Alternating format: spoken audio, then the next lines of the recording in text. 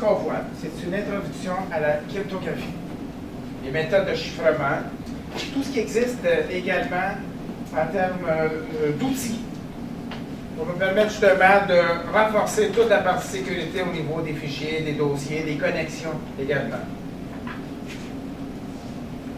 Avant d'être capable de mettre en place des mécanismes de cryptographie, il faut bien comprendre ces algorithmes, les fonctions, les méthodes qui sont utilisées. Est-ce que ça va? Je vais aller chercher un module ici, directement, d'un fournisseur bien connu, mondialement connu, Certified Ethical Hacker. Et c'est le cours, c'est le PowerPoint qu'on peut dire. Je vais voir là-dessus pour vous montrer. Évidemment, je vais vous expliquer, je vais vous faire des démos, il y a des outils que je vais utiliser, que je vais vous inviter à tester également. On n'aura pas le temps de tout voir les outils, il y en a des centaines. Néanmoins, c'est une introduction. Vous allez commencer par la suite à tester, à mieux comprendre, être capable vraiment de renforcer la partie intégrité de l'information que vous allez vouloir en sécurité. De savoir quel est vraiment l'objectif. Si je vous envoie un courriel, on a vu avec les attaques de type man in the middle qu'on peut vraiment voir le nom de l'utilisateur, le mot de passe, son contenu. Par contre, si je le transmets à travers un canal HTTPS avec du DNS, par exemple, là-dedans, comme protocole de cryptographie, les choses sont différentes. Même si j'intente une attaque, ce qui passe, c'est chiffré. Donc, il faut à ce moment-là qu'on utilise une autre technique. Est-ce que ça va l'idée de crypto? Donc, c'est vraiment important de le mettre dans un contexte vraiment où est-ce qu'on veut renforcer cette partie. Donc, d'intégrité. Il y a des diapositives que je vais passer rapidement, parce qu'elles sont moins pertinentes. L'objectif de la cryptographie, c'est d'avoir, au bout du compte, on peut mettre en place des mécanismes. On va voir qu'il y a différents types de méthodes, de fonctions, d'algorithmes de cryptographie. Et il y a des choses qu'on entend souvent, que vous avez peut-être déjà vues. AES. C'est de la crypto avancée, élaborée. RC4, RC5. Vous faites une transmission sans fil. Avec WPA, V1, V2. Tout ça, derrière cela, il y a des échanges qui se font. Et ils utilisent des algorithmes, par exemple, de type RC4. On va voir comment est-ce que ça fonctionne. RSA. Qui a déjà entendu parler de RSA? Je vous ai apporté une clé RSA. Dans cette clé, il y a un chiffre. En fait, vous avez 6 chiffres. C'est utilisé pour une authentification forte, qu'on appelle. Si je me branche en VPN, de manière distante, à mon serveur distant, bien, il me demande non seulement mon nom d'utilisateur, un mot de passe, et en plus, le code qui est généré et qui change de manière aléatoire à toutes les X secondes. Moi, j'ai déjà un problème comme ça. Donc, il y a des tokens là-dedans. Le programme de Sean Mitchell, il demande une clé de disquette pour fonctionner. Tout à fait. OK, donc c'est du renforcement qui est fait. Absolument. Ça, au niveau bancaire, on en voit souvent, je le vois souvent, régulièrement. C'est pour ça que je vous dis. Donc, si je perds ça, à la limite, personne ne sait après quoi je me connecte. Il y a un mot de passe qui est requis. Et, en plus, il y a un compte utilisateur qui est demandé. Moi, j'ai une clé du genre à peu près, mais moi, c'est pour valider la licence d'un logiciel. Ça s'appelle iLock. Il y a plein de programmes qui utilisent ça. Puis, je branche ça sur l'ordinateur, puis il y a juste cette clé-là qui peut valider comme quoi que j'ai qui peut activer mon logiciel, tout. Puis, vous pouvez aller voir sur Internet plus tard, c'est iLock, ILOK. OK. Ça fonctionne à peu près de la même façon. Ah oui, OK. Ouais. C'est intéressant, mais plutôt au niveau logiciel. C'est ça. C'est ça. Tandis que ça, c'est plutôt au niveau authentification. On valide un utilisateur, et on veut être sûr que c'est le bon. OK. Bon, on va voir ça, on va discuter de ça. Quelques méthodes de hachage de type SHA-1, MD5 et bien d'autres. OK, donc je vais vous montrer des petites affaires aussi là-dedans. Hey, regardez rapidement le flow qu'on a ici. On a des concepts de cryptographie, c'est ce qu'on va tenter de comprendre, de démystifier. On a des algorithmes que je vais vous montrer également.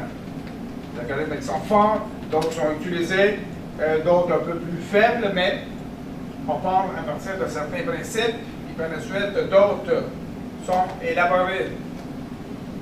Regardez ça, des outils de crypto. Je vous en propose plusieurs. Il y en a qui sont assez bons, d'autres un peu plus complexes.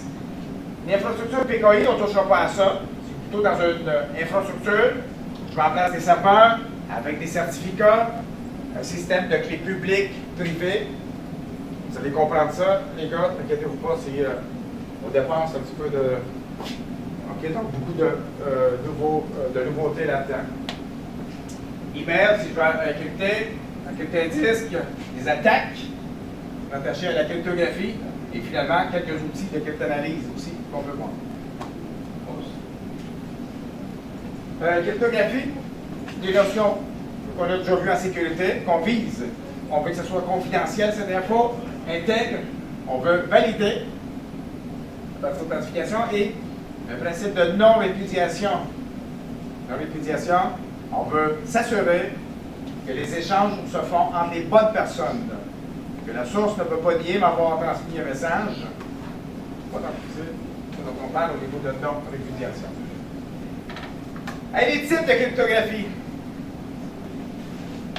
Et c'est important de distinguer ça ici. L'encryption symétrique. L'encryption symétrique, j'utilise la même clé pour crypter que pour décrypter. On va chiffrer et déchiffrer avec la même clé. Si on perd la clé, on est fait parce que l'autre personne peut, à ce moment-là, donc débarrer et décoder le contenu. Donc, la partie importante ici, c'est que la clé pour chiffrer est exactement la même que celle qu'on utilise pour déchiffrer. Dans un système de clés asymétrique, comme son nom l'indique, ce n'est pas la même clé utilisée. C'est souvent appelé un système de clés public-privé. Ça va, donc j'ai asymétrique ici. Deux clés qui sont utilisées, une privée et l'autre publique. La clé qui est privée nous permet de déchiffrer. Ça va, donc elle va à ce moment-là donc déchiffrer. Est-ce que celle-là nous permet de chiffrer?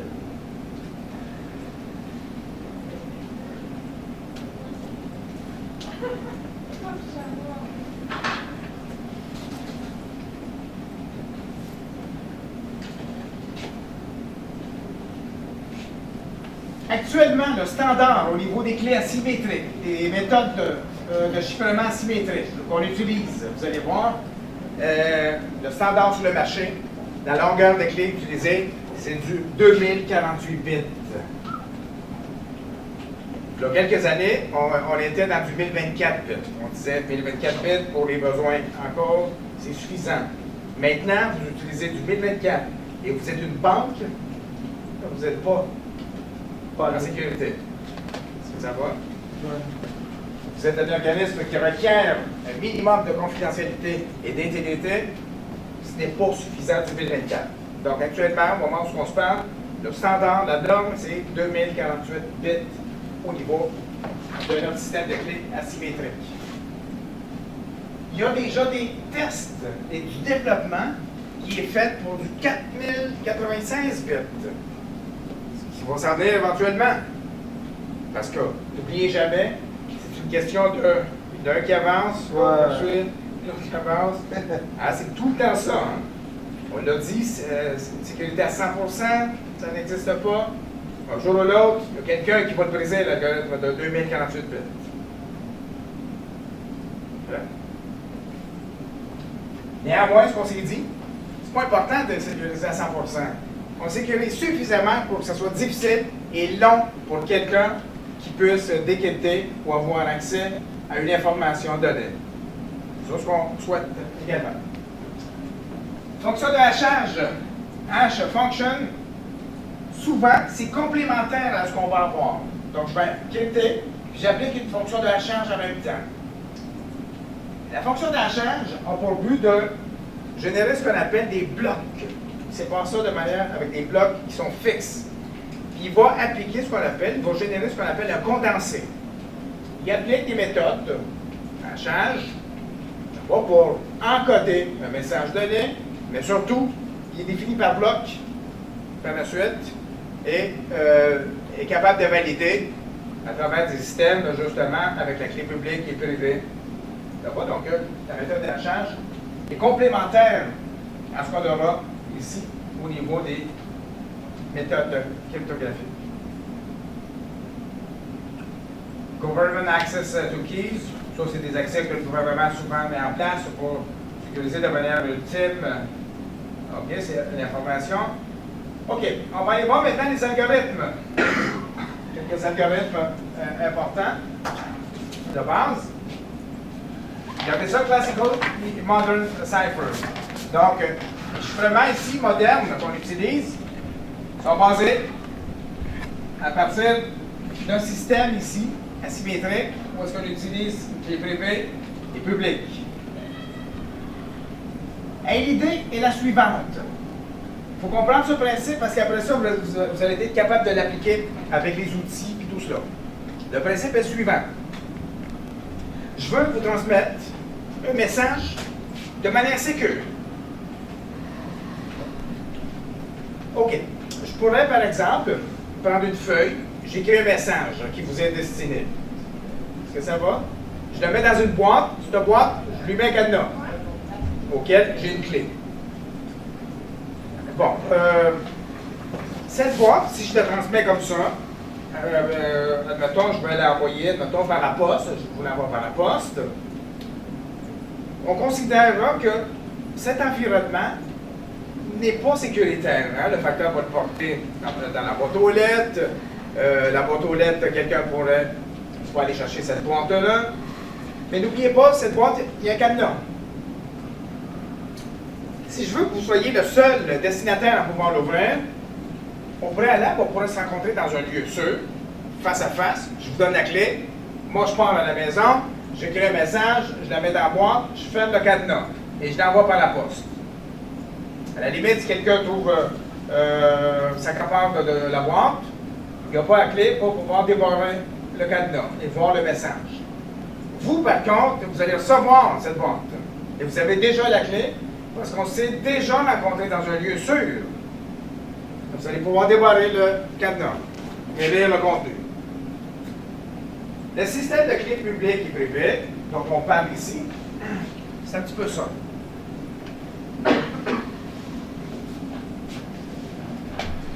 Et mieux que ça même.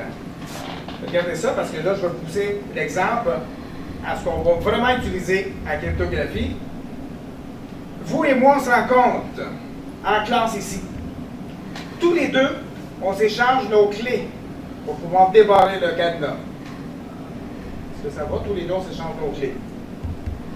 Chacun part de l'autre côté, de son côté. Si je veux vous envoyer un message, j'écris. À ce moment-là, donc, je mets dans la boîte avec le cadenas et vous avez déjà la clé que je vous ai remis. Si vous voulez m'envoyer un message, j'ai la clé qui débarre le cadenas d'abord que vous allez envoyer. Et c'est ça le principe ici. Regardez ça, deux utilisateurs veulent s'échanger une information qui est vraiment confidentielle, A et B. Tous les deux vont s'échanger des clés. Je vais appeler ici la clé publique A. Je vais appeler ici la clé privée A. Ça va? Ici, il y a une clé publique B et une clé privée B. Et donc, tous les deux génèrent une paire de clés. Et ce qu'ils font, c'est qu'ils s'échangent les clés. Quelles clés qui vont s'échanger, à votre avis? Laquelle? Privée? ils s'échangent les clés publiques. Pourquoi publiques? C'est elles qui permettent de chiffrer. Autrement dit, B va envoyer sa clé publique ici. Donc, lui, le A va avoir la clé publique. Je vais marquer ici, public de B. Donc, celle-là ici, ça va là-bas. A fait la même chose. Il envoie la clé publique de A. Et puis là, maintenant. Et on dit qu'elle est publique. Pourquoi qu'elle est publique à votre avis? Pourquoi est-ce qu'on l'a appelée une clé publique? Parce que ça l'échange. Parce que? Parce que ça l'échange, Parce que c'est l'échange, mais d'autres choses bien importantes qui caractérisent une clé publique. Ben, pas juste à tout. C'est pas confidentiel. Ah, ok, c'est ça. Je peux vous l'envoyer par courriel, par n'importe quelle méthode, FTP. Et si quelqu'un Ah, parce qu'au pire, je vais juste encrypter. fait rien avec la clé publique. C'est ça. Il peut rien faire. Il peut juste encrypter plus de stuff. Mais ce qu'on veut protéger, c'est la décryption de Oh. l'information. Est-ce que ça va? Y a-t-il une façon à partir de cette clé-là de comme créer une clé de décryption comme des hackers? Ça, il y a d'autres choses aussi, effectivement. Hein? Si on réussit à déjouer l'algorithme derrière cela. Tout à fait. OK. Et ça, un principe fondamental de bien comprendre. Il faut comprendre ça. Parce qu'après ça, quand vous allez jouer des outils et tout ça, quand vous allez vouloir crypter, il faut avoir compris ce principe. On va de clé publique et privée. Donc, on s'en va, on s'échange aux clés publiques, et chacun maintenant dispose de la clé publique de l'autre. Maintenant, si lui veut envoyer un message, bien, il encrypte avec la clé publique. Ah, ça s'envoie par courriel, c'est public. C'est pas important si quelqu'un tente de le spoofer. Il n'y a pas la clé privée. L'autre bout, il a la clé privée de A. Et l'inverse, c'est aussi vrai. OK. Deuxièmement, based on type of input, on a deux systèmes de déchiffrement bien connus. Un par bloc, chiffrement par bloc, et l'autre, chiffrement en continu qu'on appelle. Le chiffrement continu, c'est un chiffrement qui est fait bit à bit, continuellement comme son nom l'indique. Ça a comme avantage d'être rapide et ça consomme moins de ressources au niveau de la mémoire, CPU, etc. Contrairement à un chiffrement par bloc qui, lui, va utiliser des blocs, ça va de taille de 64, par exemple, bits, ou peu importe la longueur, mais il va crypter, il va chiffrer bloc par bloc. Et plus demandant, ça va, donc évidemment, c'est moins rapide, mais par contre, il y a beaucoup d'algorithmes qui se passent à partir de méthode ici par bloc. On va les voir justement. Un des algorithmes actuellement les plus sécures, c'est AES, Advanced Encryption System.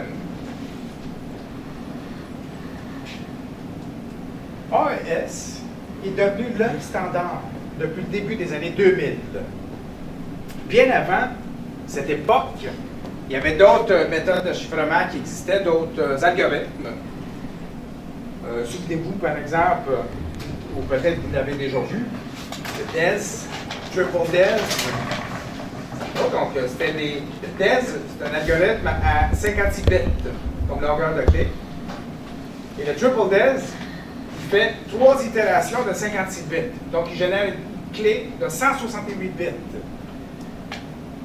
Et donc, et ça, pour nous autres, au moment où on se parle, c'est désuet. Encore là, Triple DES, il y en a qui l'utilisent dans certaines circonstances, avec certaines applications. Triple DES, avant de le briser, quand même, c'est 168 bits, c'est quand même pas négligeable. Mais rien à voir avec les algorithmes maintenant disponibles. Non seulement AES a renforcé le niveau de sécurité, en améliorant par exemple la longueur de clé, mais également au niveau performance aussi. Il est beaucoup plus rapide, AES. AES existe avec du 128 bits, on le retrouve dans du 192 bits, et pour une sécurité vraiment de type top secret, mettons que gouvernement souvent utilise, c'est AES 256 bits.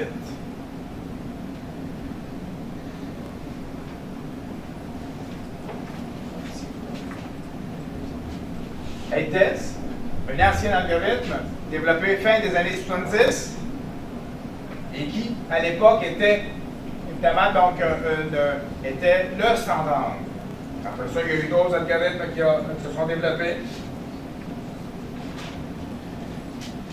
RC4, RC5, RC6, c'est une famille d'algorithmes.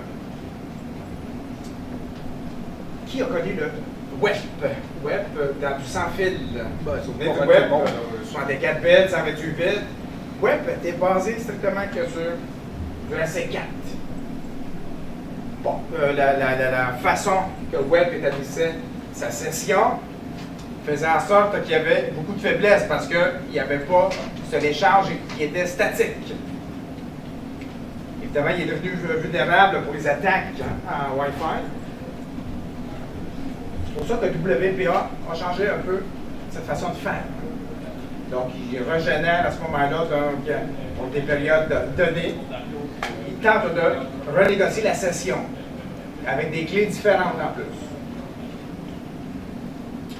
Donc, on a ici RC4, RC5 et RC6 qui sont des dérivés également et qui améliorent la longueur de clé. Mais essentiellement, RC4 sont souvent utilisés dans d'autres algorithmes, comme j'ai mentionné, Web ou WPA également. OK. Regardez ça en rapport avec la première chose que je viens de vous montrer. Je vais juste vous ouvrir une PM ici.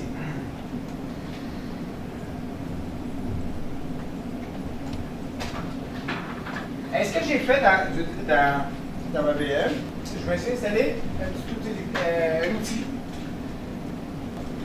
Je vais vous montrer ici. Vous allez voir, c'est TrueCrypt.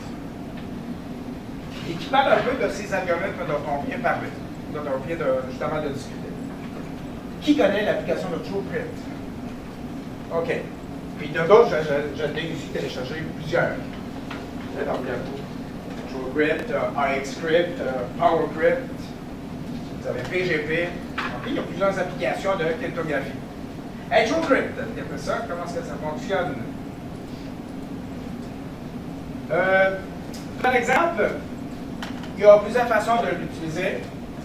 Et je vous invite, tout le monde qui est en sécurité, et dans mon cours, ça va être obligatoire, vos clés USB, votre disque dur. Là où vous voulez vraiment sécuriser votre information, vos data, appliquez-lui du chiffrement. Je vais vous faire une démonstration de comment on peut l'utiliser. Il y a plusieurs façons de le faire. S'il s'agit d'une clé USB, on pourrait par exemple créer un seul fichier volumineux, le crypter, et quand on va vouloir l'utiliser avec TrueCrypt, on va faire un mount. On va tout simplement avoir, n'est-ce pas, donc un lecteur qui sera mappé à ce fichier-là. Tout ce qu'on va mettre dans le lecteur, après ça, sera chiffré à l'intérieur de ce fichier-là avec des algorithmes qu'on va voir dans TrueCrypt. Il y a aussi la possibilité de pouvoir crypter une partition complète ou un disque au complet aussi. OK, on regarde ça, comment est-ce que ça fonctionne. Si je regarde ici dans Volumes, Create a new Volumes. OK, donc je pars à la base. Vous voulez crypter, admettons, votre clé. OK, on fait le premier exemple. On crypte notre clé. Et je vais vous faire une démo aussi. Moi, je l'ai faite, ma clé est cryptée. OK. Vous avez quelques options. Create an encrypted file container. C'est ça. Est-ce que vous voulez créer un container? Si vous avez une clé, mettons, de 64 bits, moi, ce que je vous suggère, cryptez, mettons, 50 gigs et gardez-vous 14 gigs non cryptés. Tout ce qui est confidentiel, ça va dans le container de 50 gigs. Tout ce qui n'est pas confidentiel, c'est pas toujours d'informations confidentielles qu'on a, on met ça dans l'autre container qui n'est pas crypté. La raison est fort simple aussi, c'est que parfois, quand vous allez placer ça dans un ordinateur, il faut être admin pour pouvoir décrypter ça. Si vous n'êtes pas admin, il y a des choses que vous pouvez laisser. OK, create an encrypted file container. Je fais une démo complète. Regardez les autres. Create a non-system partition drive. Donc, je pourrais partitionner un disque externe ou ma partition E, F. Ou sinon, encrypt the system partition or entire system drive. Faire attention, ça, c'est la partition système, là où votre système d'exploitation est installé. En temps normal, une bonne config, il n'y a pas lieu de stocker de l'information, c'est pas donc confidentiel dans la partition système. Néanmoins, il y a des entreprises que j'ai vues qui encryptent au complet le disque. Question. C'est quoi un hidden system? Où ça? Hidden system? Oui, on va pouvoir masquer même. Vous allez voir ça. On va pouvoir masquer les fichiers qui sont cryptés en plus. Bon. Si je prends ça, mettons, à l'étape suivante, Standard TrueCrypt Volume or Hidden TrueCrypt Volume. Ça revient à ta question, Ludovic, que tu posais. Et non seulement on peut le crypter, on peut le masquer en plus. Notre fichier. Et je vous dirais, entre vous et moi, la deuxième option, c'est de la sécurité qu'on appelle par obscurité. C'est pas en général une bonne méthode. C'est comme si je dis, je veux sécuriser un dossier. Bien, je vais le masquer. Entre vous et moi, c'est pas sécure. Il est juste masqué, il est caché, pas visible. C'est très bien qu'avec des techniques, on serait capable de le voir. OK, donc, le mieux, c'est vraiment de lui appliquer les méthodes sécuritaires. Donc, c'est suffisant, la première, c'est bien crypté. Donc, Standard TrueCrypt Volume. Et Volume Location. Et c'est là qu'il faut déterminer la partie qu'on veut crypter. Par exemple, je pourrais dire Select File. Bon, ben moi, ma clé USB, à titre d'exemple, c'est celle-là. Je me suis fait une petite partition au bout de quelques clics. Et là, ben, vous dites dans le E et vous donnez un nom à votre fichier. Ça, l'idée. Donc, je peux donner, mettons, moi, j'ai fait un exemple tantôt, je l'ai appelé HB Test. On va s'en faire un autre. Ben, on va être original, HB Test 2. On fait un Save. On met suite. Et on fait un Next. Regardez l'étape suivante. Encryption Algorithm.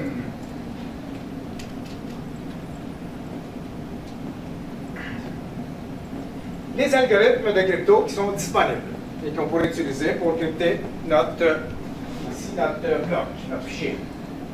AES, c'est le premier. Vous avez Serpent, Twofish. Vous avez des AES Twofish, des dérivés des premiers algorithmes. Vous avez des mélanges aussi Twofish et Serpent. Regardez ça. Il faut bien choisir. Il faut bien comprendre ça ici. Je vais aller dans Benchmark. Un benchmark vous permet de tester. Si vous avez tel bloc de fichiers à crypter, c'est lequel le plus fouettable à utiliser dans telle circonstance. Un buffer size de 50 MB, admettons, à cause de 50 MB, mean speed descending. Disons que je commence un benchmark. Je vais vous dire c'est lequel le plus performant. C'est des tests qui font dessus sur un benchmark. À votre avis, ça serait quel le plus performant ici? Il y a de fortes chances que ce soit AES. Regardez ça. AES, facilement, et de loin en plus. Regardez ça, la performance de cryptographie autour de 500 MB/s. C'est capable de crypter, alors que Twofish, 80. Tous les autres, c'est 60, 40, 26. Donc, c'est important aussi, la côté performance. Vous allez crypter, n'oubliez pas, on encrypte, mais à l'autre bout, il faut décrypter aussi. Et si c'est des échanges qui se font en continu, donc ça risque d'être c'est pertinent de bien choisir. Regardez ça, hash algorithm. Algorithme de hachage. RIPM ND 160 bits ou du SHA 512 bits. On a du Whirlpool également. Souvent, on pourrait voir aussi du MD5 aussi. MD5 utilise une longueur de clé de 128 bits pour hasher. Donc, MD5 est un des protocoles souvent utilisés parce que c'est standard. Et n'oubliez pas que ça, c'est jumelé souvent à la méthode de cryptographie qu'on utilise. Du AES par exemple. Mais encore plus sécuritaire qu'MD5 parce que MD5 a été craqué déjà en 2001. Le plus sécuritaire, après évidemment MD5, c'est SHA. Toute la famille de SHA-1, SHA-2. Quand on dit SHA-2, admettons, ça serait des 256 bits. Ça ici, on aurait du SHA 512 bits. On a regardé clé. Évidemment, c'est un bon choix ici. Sécure. OK, une fois que c'est fait, next. Il vous demande c'est quoi la taille de ce fichier-là. Je vais en faire une. Si vous avez, comme j'ai dit, une clé de 64 bits, vous allez pouvoir définir la taille du fichier qui sera crypté. Comme j'ai dit, je vous recommande de toujours garder un petit espace pour un espace non chiffré. OK, une fois que c'est fait, disons, moi, je vais faire ici pour la petite 20 MB, admettons, non chiffré. Ah, il me reste ça ici, donc free space. Bon, je pourrais même mettre un 200 MB. Next. Et il vous demande un mot de passe. Quand vous allez vouloir décrypter, ça va vous prendre le mot de passe. Donc, je donne le mot de passe. Évidemment, vous le savez, le mot de passe complexe, je ne le ferai pas complexe ici, mais on le fera en temps normal. Au minimum 8 caractères. C'est ça, donc 8 caractères en complexe. Minuscule, majuscule, caractère spécial. On peut même utiliser une clé, même si on veut. Je vous dirais que c'est le poids nécessaire avec ce qu'on vient de choisir comme configuration, c'est suffisant. Un fichier de clé, ça serait quoi, mettons, un fichier de clé, c'est qu'il va générer une clé, tout simplement. Et par la suite, à chaque fois que tu vas vouloir démarrer, il va te demander le fichier. C'est ça. Là, juste que tu le browses dans le fond. Il va falloir browser, il va falloir l'avoir, puis surtout ne pas perdre ce fichier-là. OK. Non, c'est important de pas le perdre. Next, bon, ils vous disent, bon, ben, c'est important d'avoir un mot de passe complexe. Il vous dit, lui, 20 caractères.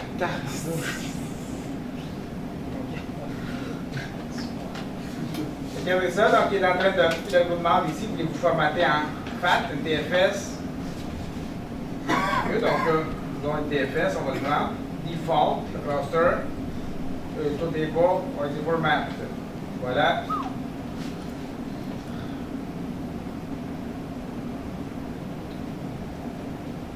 The true volume has been successfully created. Et là, ben, il propose de recommencer. Regardez ça. Je m'en viens ici. Dans mon E, j'ai deux fichiers qui sont cryptés. Essayez d'ouvrir ces fichiers.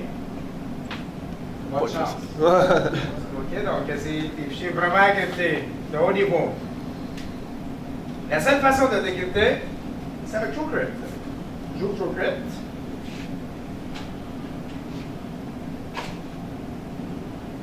Je vais choisir un lecteur, je vais mapper un lecteur, disons le P.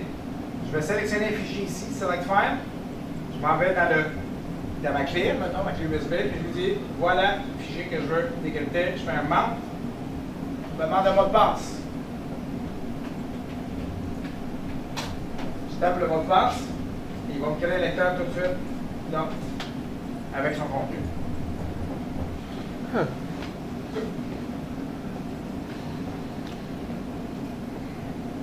Je vous assure, il y a combien de personnes que peut-être que vous connaissez, mais moi, en tout cas, j'en vois régulièrement, ils ont un disque externe, une clé USB.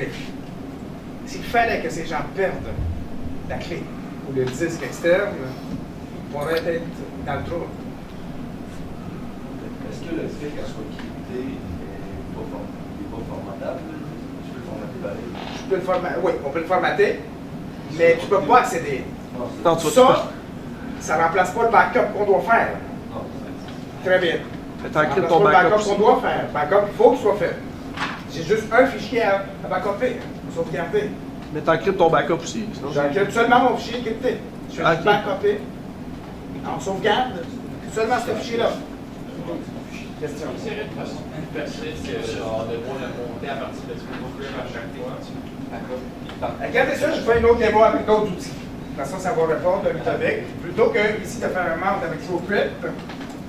Et moi, ce que je me suis fait, par exemple, je vous donne vraiment des trucs que moi, j'utilise. Je vais vous montrer. Ça va être assez visuel aussi pour vous autres.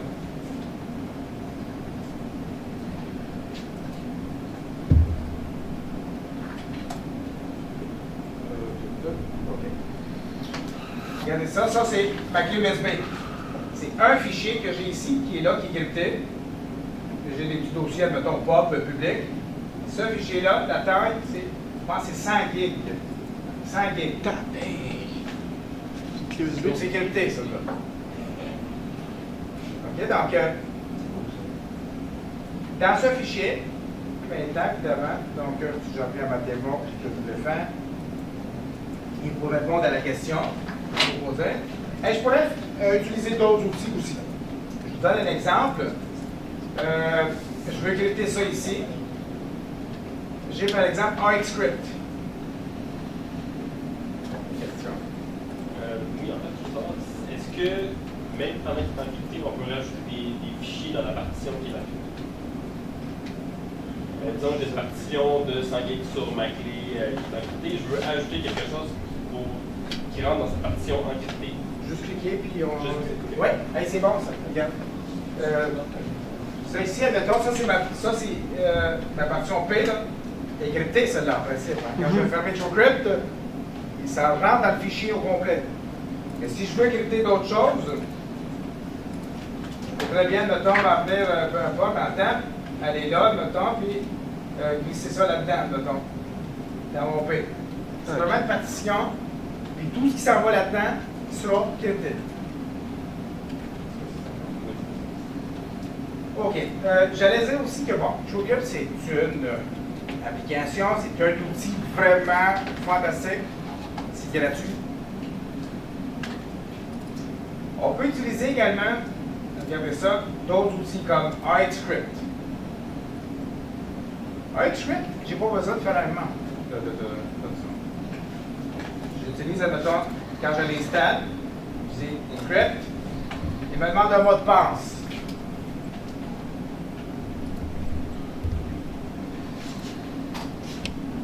Puis c'est un système où est-ce que, regardez ça, ça devient un fichier crypté. Donc, j'encrypte un fichier à la fois, ou un dossier à la fois. Si je fais un double clic dessus, je demande le passphrase. Je pourrais, un peu comme tout à l'heure aussi, utiliser un keyfire aussi. Clé. Donc, si je connais le mot de passe, je peux décrypter. Voilà mon fichier que je vais le décrypter.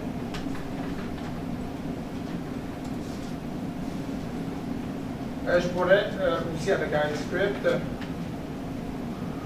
carrément faire un décrypt ici.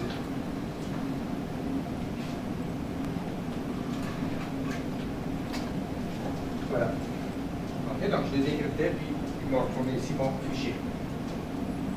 Il y a d'autres outils qui sont, je ne sais pas si vous avez déjà testé, par exemple, 7-Zip.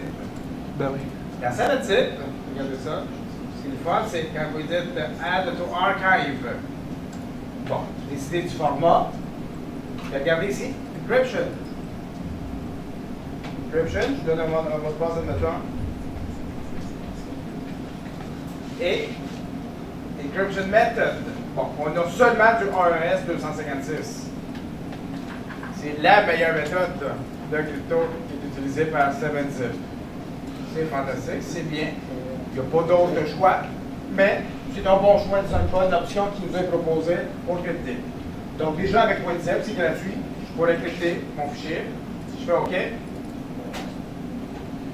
regardez ça. Donc il faut que j'aille à un fichier qui est zippé et à la fois crypté. Je fais un double clic dessus. Il ouvre. Ça ici, cette fenêtre, seulement, lorsque je fais un double clic, ça ne permet pas de voir son contenu. Tu peux-tu l'ouvrir avec WinRAR aussi ou c'est vraiment juste le 7-zip? WinRAR, il n'offre pas des méthodes de cryptographie comme Non, le ok. 7-zip. Il permet juste de chiffrer. Non, c'est. Ouais, c'est une race. C'est WinRAR ça? Oui, c'est ça, c'est parce qu'il l'a ouvert, mais c'est 7-zip. Regardez ce point 7-zip. L'application qui l'a crypté, c'est 7-zip.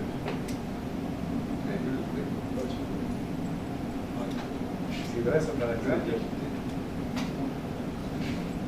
Ça a l'air machin.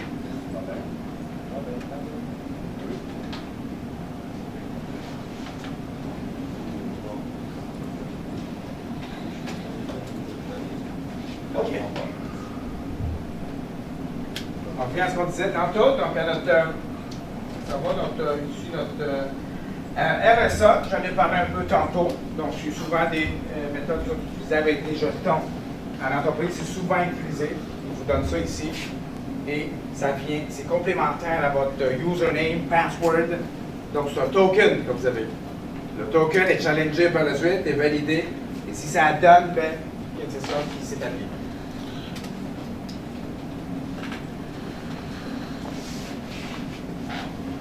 Pour ceux qui s'intéressent, l'algorithme de RSA, il en parle un peu.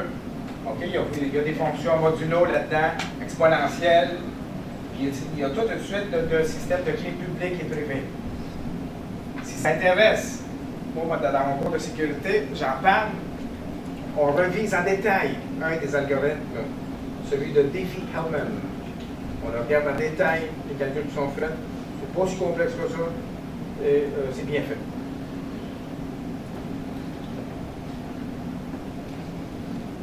Et donc, on parle de signature RSA, donc je passe ça rapidement. Des fonctions de hachage qui peuvent être utilisées également. MD5, regardez ça, donc MD5 est encore utilisé. Dans les télécoms, en Cisco par exemple, Cisco supporte MD5. Et c'est surtout la méthode ici que Cisco suggère. C'est du 128 bits, c'est suffisant pour sécuriser les échanges au niveau des télécoms.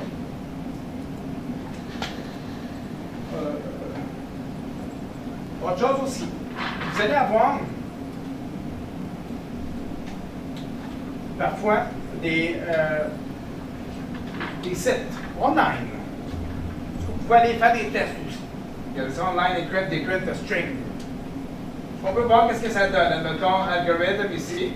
Je regarde ici qu'est-ce qu'on a. Ben, je peux choisir l'algorithme que je veux tester. C'est un exemple, j'ai ici Glowfish. J'ai Dez, Triple Dez, Rendell, Serpent, Twofish. Je peux en choisir un. Donc, disons Rendell 192 bits. Le mode Cypher par bloc. On va laisser par bloc ici. Ceci est un test. Ceci est un test. Avec une clé qu'on va rentrer, admettons ici. 1, 2, 3, 4, 5, 6. Voilà.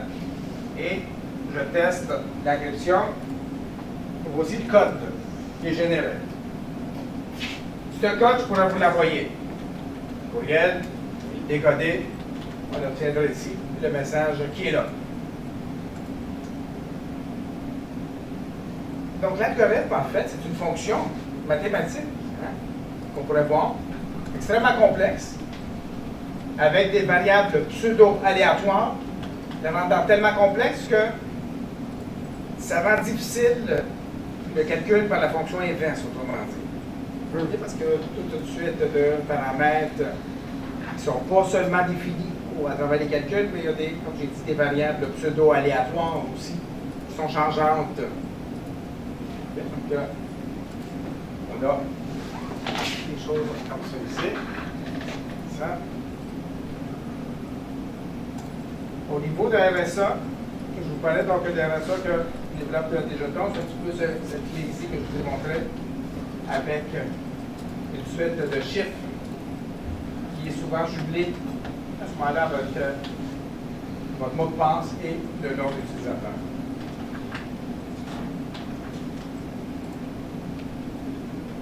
OK. Donc, ça, c'est MD5. Secure Hashing. Donc, MD5, c'est 128 bits. On a toute la famille de SHA-1, SHA-2, SHA-3. Lorsqu'on parle de SHA-1 ici, c'est clé à, en général, on a ici du 160 bits pour du SHA-1. SHA-2, j'ai fait ça, on pourrait en avoir à 256 bits. Et jusqu'à 512 bits également. Donc, ce sont des familles vraiment, parce qu'il n'y avait que des méthodes de hachage.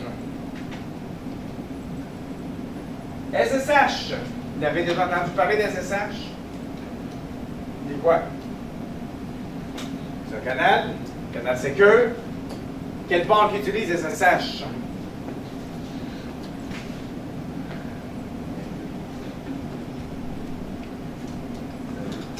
Okay. 22. Absolument. 22. En TCP. Ça, donc, c'est un port tout à fait précis. Donc, vous avez, admettons, un serveur, vous avez une station cliente, vous établissez une connexion SSH. Je me branche après mon routeur, après mon firewall, connexion SSH, port 22 en TCP. Ce qui passe là-dedans, si vous essayez de sniffer le trafic qui passe, vous n'allez pas voir grand-chose, parce que c'est crypté, c'est un canal, n'est-ce pas, qui codifie ce qui est transféré. Hein? On a vu tantôt, section de la sécurité, qu'évidemment, on peut voir, il y a des choses qui nous permettent, des techniques d'attaque qui nous permettent de contrôler et d'aller voir, effectivement. OK, donc SSH nous permet de créer ce qu'on appelle ici un tunnel entre une station et un serveur. Vous avez, mettons, votre serveur de vous connectez dessus à travers le canal SSH ou SSL. Et à ce moment-là, donc, on peut avoir l'authentification forte. Et on a plusieurs versions de SSH, évidemment. SSH V1, SSH V2. Et dans une connexion SSH, on peut faire passer du trafic FTP, RTP et bien d'autres. On type de trafic. Et les outils. Et ça, je vous laisse le soin d'aller tester. Il y en a plein d'outils, on ne va pas tous les voir. OK, vous avez ici MD5 Hash Calculator. Vous pouvez calculer le hash.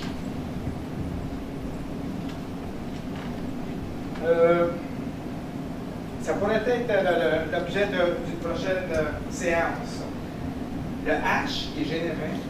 Quand je tape mon nom d'utilisateur et mon mot de passe, il y a un condensé qui est fait. D'une longueur de 32 bits à chaque fois, exprimant l'hexadécimal. Évidemment, votre station, le serveur ne va jamais stocker le mot de passe. Allez fouiller dans la base de registre, allez fouiller dans les fichiers système, allez fouiller dans n'importe quel paramètre de l'ordi. D'habitude, des plateformes, admettons, comme Squadron, qu'on trouve soit sous Windows ou Linux. C'est pas un mot de passe qui est stocké. Ça, ni crypté. En fait, il est haché. C'est des condensés qui sont faits. C'est des hashes. Donc, ça veut dire qu'avec la combinaison du username mot de passe, il y a des condensés qui sont générés, qui sont stockés à quelque part. Ces condensés, il y a des techniques pour être capable de faire du reverse engineering, qu'on appelle. Donc, se ramener, si on veut, au tout début, à partir du hash, être capable à ce moment-là de recalculer, à ce moment-là, de tenter de recalculer certaines parties du mot de passe et du nom de l'utilisateur.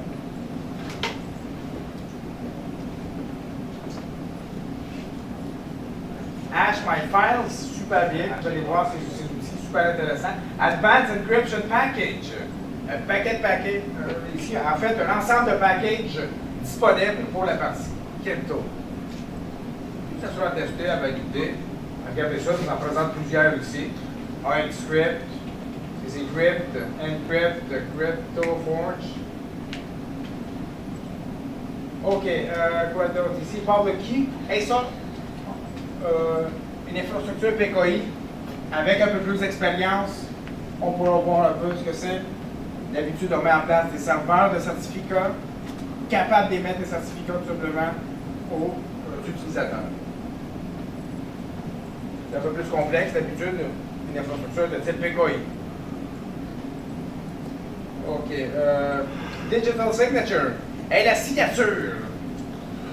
Et c'est notamment, c'est particulièrement intéressant, je vous dis, si je vous envoie un courriel. Et c'est le même principe qu'une signature lorsqu'on l'utilise pour l'envoi d'un colis. C'est le même principe. Qu'est-ce que ça nous apporte de demander une signature? Juste être sûr qu'il l'a reçu. Être sûr qu'il l'a reçu, c'est ça. On a cette garantie qu'il l'a reçu. Mais on a une deuxième garantie, Que c'est le bon qui l'a reçu. que c'est la bonne personne. C'est surtout ça. OK? C'est pas une autre personne qui l'a reçu. Parce que l'autre bout, il va demander de s'identifier. Une carte, un permis de conduire, carte d'assurance maladie. On veut s'assurer à ce moment-là que le dialogue est fait avec la bonne personne. La signature nous permet de faire ça. Donc, on signe par exemple notre courriel, et lorsque c'est transmis à l'autre bout, bon, il y a une validation qui est faite. Cette validation est faite avec les clés qu'on a vues tantôt. Et le système de clés publiques et privées utilise les mêmes clés pour valider. Parce qu'on sait que celui qui détient la clé privée, en principe, il est détenteur de l'information, n'est-ce pas? Donc, source, si on peut dire. OK, donc, essentiellement, signature, c'est tout ça. SSL. Vous avez déjà entendu parler d'SSL? Tantôt. Récemment, il y a eu quelques failles importantes dans l'industrie qui visaient SSL. SSL est ici, en fait, est une famille d'algorithmes de cryptographie qui nous permettent de chiffrer et de mettre en place un canal via lequel on pourra faire circuler du trafic. SSL, ce n'est pas un nouveau protocole, il date déjà depuis plusieurs années.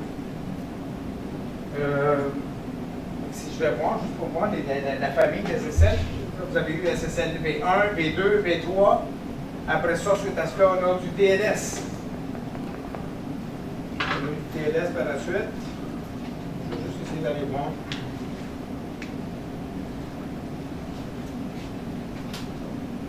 SSL, rectangle.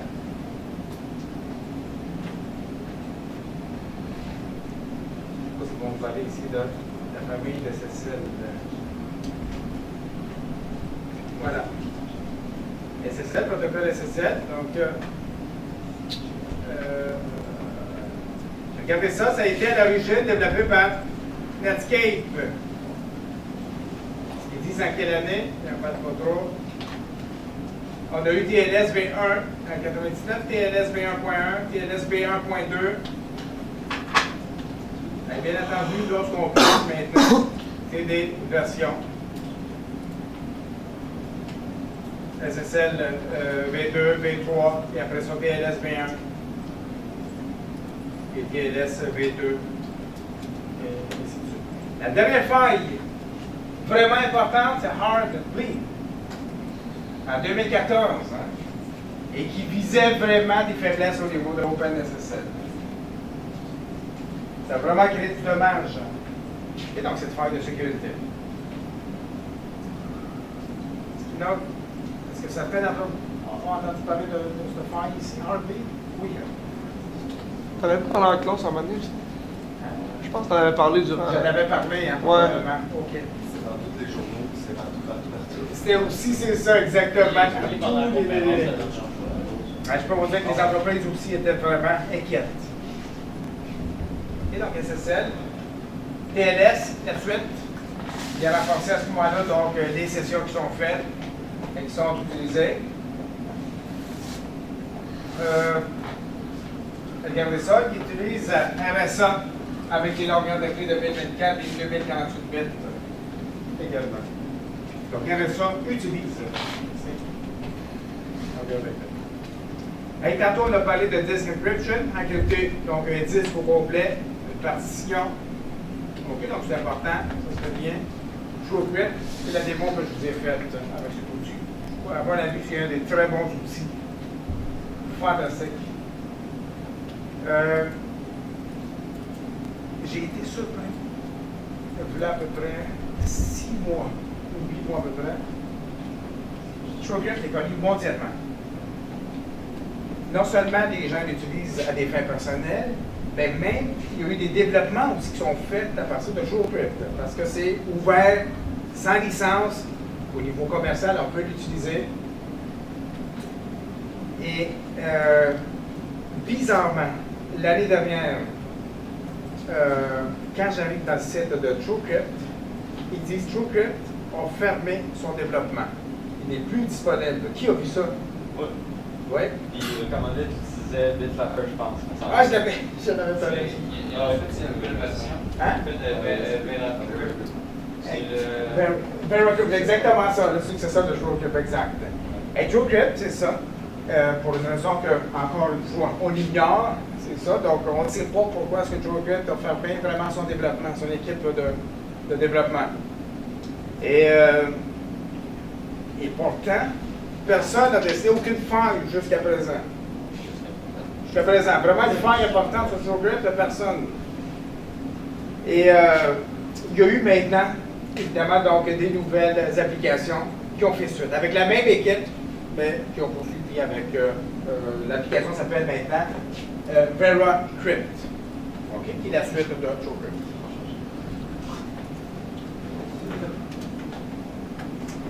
OK? Donc, TrueCrypt est une belle application. Regardez ça, il y en a d'autres. C'est disponible. BitLocker, DriveCrypt, ShareCrypt, PocketCrypt. Vous allez pouvoir en tester. Les attaques cryptographiques, ici, bon, ben, il y en a plusieurs. Aujourd'hui, on a commencé à en voir avec Man in the Middle. Et souvent, on peut brute forcer aussi. Donc, vous avez un mot de passe qui était, vous avez défini un mot de passe pour le chiffrement, un peu comme on l'a vu. Donc, pour tenter de brute forcer le mot de passe. Il y a des techniques pour ça. Brute force, dictionary, attaque. Donc, il y a plusieurs techniques qu'on pourrait faire. Parfois, c'est complexe. Des fois, au lieu de tout ça, on va essayer de les attaquer indirectes. C'est-à-dire qu'on ne voudra pas bombarder le mot de passe, on veut plutôt devoir penser et tenter de le récupérer comme ça. Okay? Donc, c'est moins d'efforts, parfois plus efficace aussi. Robber Holes Attack, Engineering, Social Engineering Attack. Évidemment, les techniques sont nombreuses. Chosen Key Attack. Ça, les attaques, on en verra en temps et lieu, mais donc, pour l'instant, on peut en avoir plusieurs. Regardez ça, Code Breaking, tenter de briser à ce moment-là, donc Marble Force ou Motor Method. Brute Force. Et donc, ça, c'est des outils qui existent. On les applique tout simplement, puis on tente de découvrir le mot de passe. La méthode de Brute Force, c'est une méthode qui nous garantit qu'on va trouver le mot de passe. Pour le temps que ça prend. Le seul problème, c'est ça. C'est que parfois, ça peut être long. Tabarnouche. 1000 ans, 2000 ans, 50 000 ans. Il va le trouver. Ah, d'ici là, t'as le temps d'avoir 80 000 ordi meilleurs que ça, donc, qui vont le faire en bien moins de temps. On va attendre les ordinateurs quantiques, je suis certain. Parce que brute force, un brute force, ils vont tenter de. Hein, toutes les combinaisons possibles. C'est ça un brute force. Ouais. Qu'est-ce qui arrive si Il va juste faire. la personne change de mot de passe? Si elle change son mot de passe, Tu tombes direct dessus au bon moment. Claude. Non, c'est pas si pire parce que si son nouveau mot de passe reste dans les possibilités que tu n'as pas encore faites, t'es avancé. Mais si son nouveau mot de passe figure parmi ceux que tu as déjà essayé, on recommence. Restart. Souvenez-vous de ça ici. How strong is my password? Je tape 2 caractères. Dans les techniques actuelles, c'est rapide de briser le mot de passe. Regardez. 3 caractères. Juste des chiffres. Si je mets des chiffres, combinaison, 19 secondes. Et je vais rajouter juste un petit caractère spécial. Point d'exclamation. 344 jours. Ah, c'est pas super ça. Je passe de 7 heures. Aïe, aïe. Je rajoute un point d'exclamation. Imagine, c'est toi qu'il faut qu'ils rentrent tout un par un. Et je rajoute un point virgule. Attends, Je une rajoute une parenthèse. OK? J'ai le temps. Quand on parle de brute force, on va trouver le mot de passe. Dans ça. On ne sait pas dans combien de temps. Mais ça, Alors, ça se fait-tu sur ton méthode ordi? de Ça se fait sur quoi ça? Dictionnaire, elle est plus efficace parce que ça pense sur des dictionnaires, des mots qui sont contenus là-dedans. Si vous avez tapé le mot soleil avec, disons, soleil, puis vous avez rajouté quelques chiffres à la fin, le dictionnaire est capable d'aller chercher des variances du mot. Donc c'est rapide parce qu'il faut sur 1 million de mots de passe les plus populaires et selon la langue aussi qu'on tente de... Donc si c'est en français, en anglais, peu importe, il y a des méthodes qui nous permettent de générer nos mots de passe aussi. Ils génèrent des mots de passe. Il y a des méthodes hybrides aussi. Un mélange. Dictionnaire puis brute force. OK, donc il y a plusieurs techniques pour essayer de séparer un mot de passe de l'autre. Et man in the middle, et ça, c'est l'attaque éventuellement à connaître. OK, par les en sécurité, parce que man in the middle, je m'infiltre, comme on l'a vu ce matin. On se place entre 2 interlocuteurs, puis on prend, voilà, on intercepte le trafic qui passe de l'un vers l'autre. Vraiment, c'est une interception qui est faite. On fait à croire à une station qu'on est la passerelle, qu'on est le routeur. On fait à croire au routeur qu'on est vraiment la station qui est légitime avec laquelle on veut intercepter. Puis là, ben, tout passe par nous autres. Et donc là, évidemment, pour ça, c'est des choses aussi, les gars, quand vous allez mettre en place, quand vous allez coder votre application, l'infrastructure qui devra être sécurisée aussi, le canal à sécuriser. Il faudra se dire, oui, mais le canal, oui, je mets un canal sécure, c'est pas suffisant. La station est à l'autre bout. C'est pas sécure. Si on est capable d'injecter un fichier malicieux dans la station, même si le canal est hyper sécure, vous avez autorisé à injecter un fichier malicieux puis m'accaparer de votre station, après ça, ben, Parce que si tu deviens le canal secure, ça peut arriver. c'est exact, c'est ça. Donc, c'est une chose le canal, mais ce n'est pas tout également.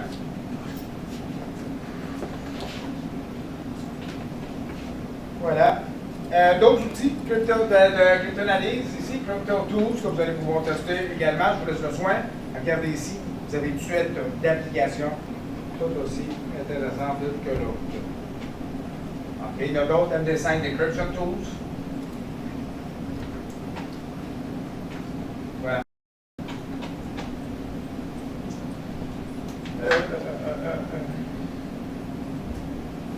Dans. Ça. Il y a une application KeePass. Qui la connaît celle-là, KeePass? Elle est super intéressante. KeePass vous permet de stocker des mots de passe. Maintenant, on définit des mots de passe pour bien des choses. C'est comme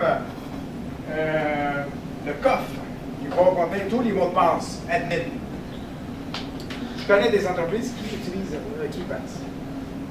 Le fichier qui est généré, c'est un fichier vraiment crypté. Je vais vous faire une démo. Je fais une démo.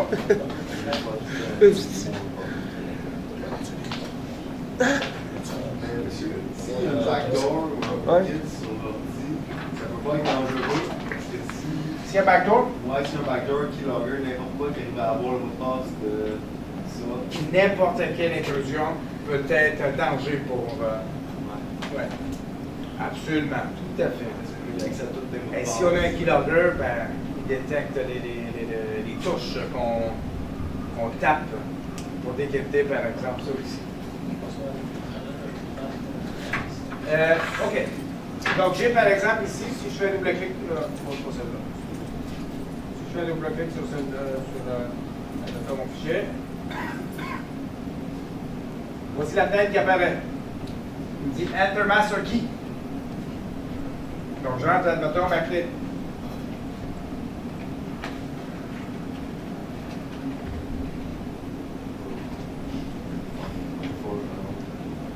Une fois que j'ai rentré ma clé, j'ai ici tout ce que j'ai besoin, admettons, pour. Si je fais un double-clic sur telle chose, je fais un double-clic, mon mot de passe qui est là. Et je pourrais le voir si je clique ici. Je ne le ferai pas, mais bon, j'ai compris le principe. C'est ce qu'on est 4, admettons, c'est ce qu'on ici. J'ai des choses là-dedans. J'ai mon username, mon mot de passe. Voilà. Cloud, on cloud, ici que je pourrais aller chercher, et ainsi de suite. Donc, c'est vraiment crypté, tout est centralisé là-dedans. C'est ça, vous pouvez vous créer une arborescence aussi. Vous affichez comme ça. Est-ce que ça va comme initiation, si on peut dire, à la crypto? Donc, il y a des outils là-dedans fort intéressants dans ce que je veux vous rendre disponible. Tout ça, je vous le rends disponible, le module qu'on a vu.